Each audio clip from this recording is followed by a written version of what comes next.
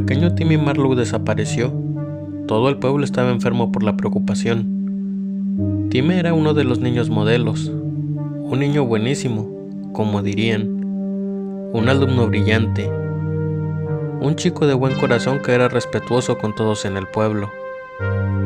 Al principio, su familia anticipaba una extorsión. Cuando un niño pequeño es tomado de las calles, usualmente es algo planeado.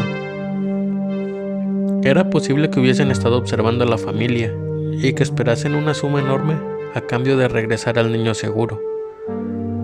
Pese a que la familia Marlowe no era adinerada en lo absoluto, el pueblo entero había expresado su disposición para apoyarlos.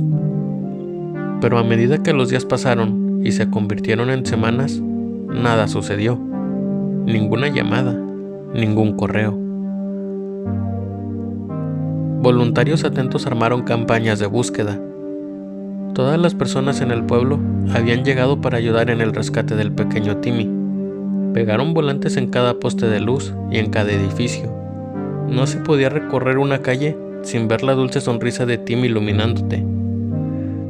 Buscaron por semanas. El niñito simplemente se había esfumado. Al final, sus padres se culparon a sí mismos por lo que había sucedido. Siempre habían estado demasiado ocupados como para cuidarlo. El que trabajaran en empleos de tiempo completo resultaba en horarios muy apretados. Por eso contrataron a la señora Astor para que hiciera de niñera. La señora Astor era la viuda que vivía en una casa al lado de la familia Marlowe. Luego del fallecimiento de su esposo, se había estado sintiendo bastante sola por su propia cuenta.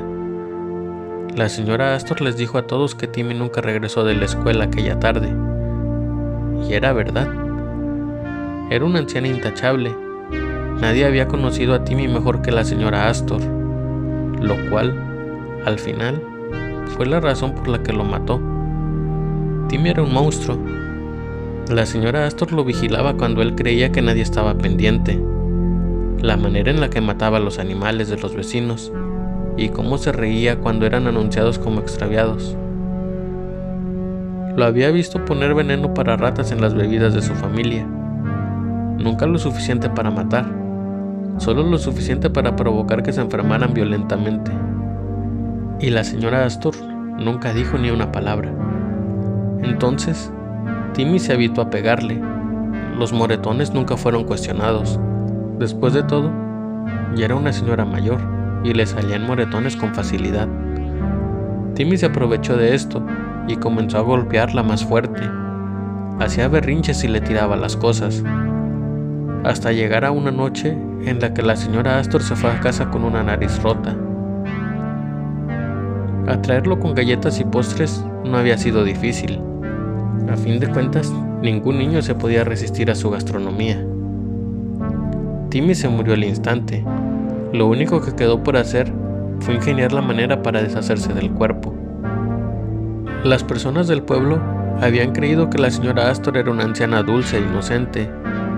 Ella incluso se había ofrecido para preparar comida para las personas dedicadas que querían ayudar en la búsqueda del niño desaparecido. Llegó lista con su famoso pastel de carne y limonada, sonriendo gratamente de oreja a oreja. En tanto el equipo de búsqueda disfrutaba de los refrigerios de la señora Astor, no lograron darse cuenta que terminaron encontrando al pequeño Timmy después de todo.